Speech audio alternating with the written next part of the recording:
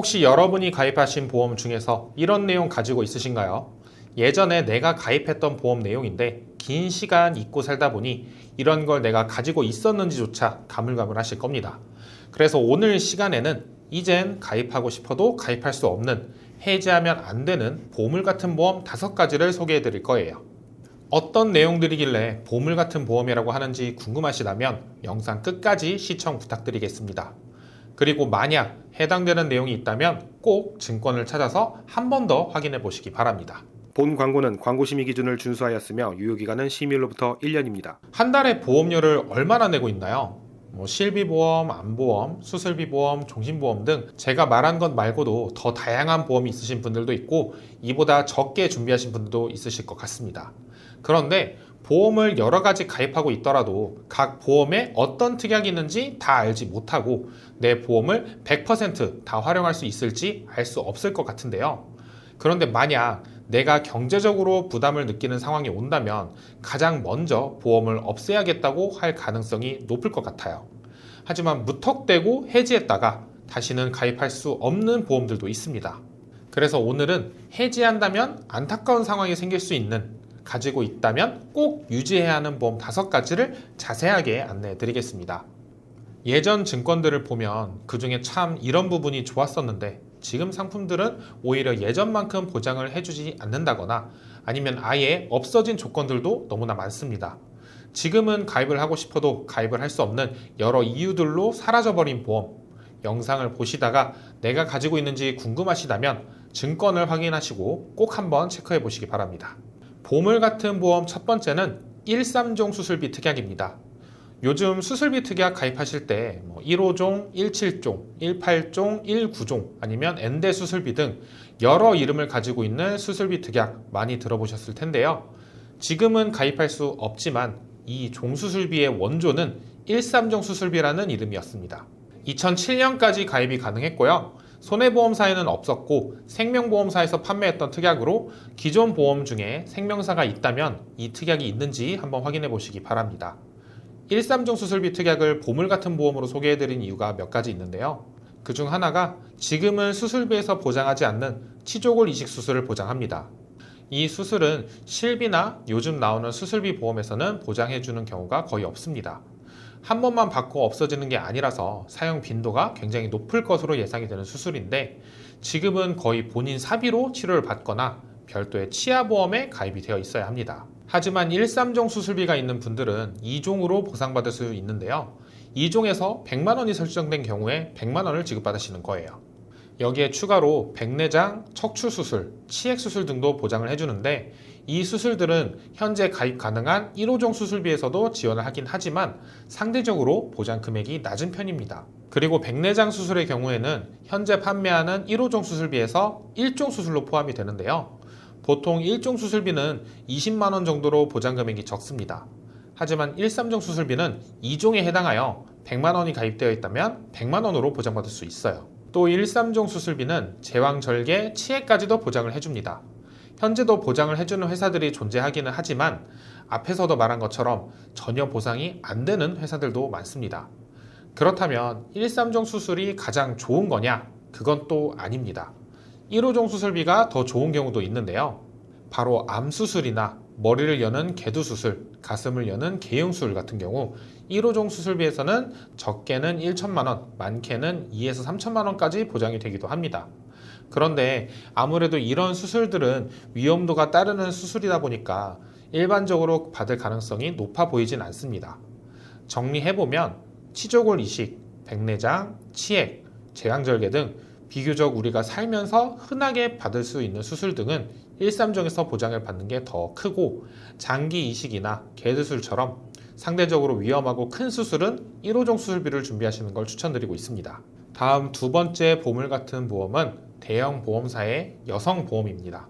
2003년도까지 판매했던 보험인데 10년 납이나 20년 납으로 보험을 가입하신 분들은 지금쯤 납입 기간은 끝나고 만기까지 보장만 받으면 될 것으로 생각이 드는데요. 그런데 이 보험을 해지하는 경우가 생각보다 많았습니다. 왜 납입을 다 하고 해지를 하는 걸까? 이런 생각이 드실 텐데 그 이유는 보통 해지 환급금 때문이었습니다. 보험의 납입 기간이 종료되고 오래 가지고 있는 경우에 해지 환급금이 내가 냈던 보험료보다 더 커지는 시기가 간혹 발생할 수 있는데요. 앞에서 말씀드린 것과 같이 내가 경제적으로 큰 부담을 느끼는 상황이 온다면 이 커진 해지 환급금으로 보험을 해지하고 큰 목돈을 마련하는 게 가능합니다. 하지만 이건 이 보험을 해지하고 받은 해지 환급금이잖아요. 정말 급한 게 아니라면 이 보험은 꼭 유지하시는 걸 추천드립니다. 그 이유는 여성 만성질환 수술 시에 500만 원이 지급될 뿐만 아니라 추가로 다른 보장들이 특약으로 구성되어 있기 때문인데요. 예를 들어서 갑상선 질환, 당뇨, 고혈압, 관절염, 무지외반증 등 많은 여성 만성 질환들이 보장이 되기 때문입니다. 무지외반증 같은 경우 저희 어머님도 있는 증상인데요. 이 보험에선 사지의 기타 후천성 변형이라는 내용에서 수술 시 보장이 가능합니다. 아무래도 발을 수술하는 것이다 보니 수술 후에는 바로 일상생활이나 경제활동이 어려울 수도 있어요. 그런데 500만 원이나 보장을 해주니까 이 부분도 혜택이 크다고 생각이 듭니다. 또 이 보험을 유지해야 하는 이유는 요실금 수술을 보장하기 때문인데요. 요실금 같은 경우는 1세대나 2세대 실비의 경우 보장을 하고 있지 않습니다. 현존하는 보험 중 가장 넓은 보장 범위인 실손보험에서 보장을 받지 못하면 아쉬운 경우가 생길 수 있을 것 같아요. 이럴 때 여성보험에서 500만 원을 보장받는다면 말할 필요도 없이 큰 도움이 될 것 같습니다. 이 밖에도 다양한 여성 만성질환을 보장하기 때문에 해지하면 안 되는 보물 같은 보험으로 불릴 만한 보험인 것 같습니다. 해지하면 안 되는 보험 세 번째는 일반 상해 의료비인데요. 이 특약은 2009년 7월 30일까지만 판매된 특약 중 하나입니다. 요즘과 같이 표준화가 이루어진 실비와는 다르게 이전 1세대 실비는 표준화가 이루어지지 않아서 보상 한도가 보험사마다 달랐는데요. 입원 진료 시 어느 보험사는 3천만 원, 어느 보험사는 1억까지 보상의 한도가 상품마다 달랐습니다. 그리고 상해에 대한 실손 의료비는 두 가지 중 하나를 선택할 수 있었는데 일반적으로 우리가 알고 있는 입원과 통원으로 나뉘어진 상해 입통원 의료비와 일반 상해 의료비로 나뉘어져 있었습니다. 입통원 의료비는 입원 시 3천만 원, 5천만 원 등 선택할 수 있었고 자기 부담금이 없이 전액 보장이 가능했습니다. 그리고 통원 한도는 30만 원 한도로 선택할 수 있었고요. 자기 부담금 5천 원만 공제하고 나머지를 전부 보장받을 수 있었습니다. 하지만 일반 상해 의료비는 입원, 통원이 관계없이 1천만 원 한도로 선택할 수 있었는데 한도 자체는 입통원 의료비와 비교했을 때 보장되는 금액이 적다 이렇게 생각하실 수 있을 겁니다. 하지만 여기에서 입통원이 관계없이 이 내용이 정말 중요합니다. 만약 내가 장기 입원을 하게 되었다면 당연히 한도가 훨씬 높은 상해 입통원 의료비가 유리합니다. 하지만 이렇게 병원비가 많이 나오는 경우는 일반적인 사례들을 보았을 때 정말 적은 확률로 보여지거든요. 보다 쉽게 예를 한번 들어볼게요. 만약 여러분이 MRI를 통원으로 찍게 된다면 통원 한도를 10만 원으로 설정하신 분들은 10만 원 최대 한도를 제한 몇십만 원의 차액에 대해서는 본인이 전부 다 부담하셔야 되는 겁니다. 하지만 일반 상해 의료비는 입통원 관계없이 보장이 되니까 통원이라도 1,000만 원 한도 이내로 보장이 되는 거죠. MRI 검사 비용이 몇십만 원 또는 100만 원이 넘게 나오더라도 5천 원만 공제하고 나머지 차액이 전부 보장이 됩니다. 이건 정말 좋은 혜택인 거고요. 또 현재는 급여 항목에서만 보장하는 한의원 치료에 대해서도 보장이 됩니다. 한의원은 대부분 비급여 치료이고 통원으로 치료를 받는 분들이 더 많을 것으로 예상이 되는데 일반 상해 의료비는 입통원 관계없이 보장이 됩니다. 한의원은 대부분 비급여 치료로 받고 통원으로 치료를 받는 분들이 더 많을 것으로 예상이 됩니다. 일반 상해 의료비는 입통원 관계없이 1,000만 원 이하에서 보장이 됩니다. 그리고 또 중요한 점이 있는데 일반적으로 교통사고로 발생한 병원비는 내가 가입한 자동차 보험이나 상대방이 가입한 자동차 보험에서 지급을 해줍니다. 산재사고도 마찬가지인데요. 그렇다면 내가 부담하는 병원비가 없다는 이야기인데 실비는 내가 부담한 병원비 중에서 일부를 보장받는 거잖아요. 만약 내가 낸 돈이 없다면 당연히 보험금을 받는 건 불가능하겠죠. 하지만 일반 상해 의료비는 여기에서도 의료비의 50% 정도를 추가적으로 보상받을 수 있습니다. 예를 들어 자동차 보험에서 1,000만 원을 보장받았다면 이런 경우에 의료비의 50%는 추가적 500만 원이 따로 보장이 되는 겁니다. 또한 산재로 허리보호대, 목발 등 보조기구를 구입하는 경우에도 보상이 가능합니다. 따라서 내가 일반 상해 의료비를 가지고 있다면 해지하지 마시고 유지하시는 걸 추천합니다. 해지하면 안 되는 보물 같은 보험 네 번째는 암보험입니다. 보통 암보험은 하나씩 가지고 있으신 분들이 많은데 여기서 말씀드리는 암보험은 2007년 4월 이전에 가입한 암보험입니다.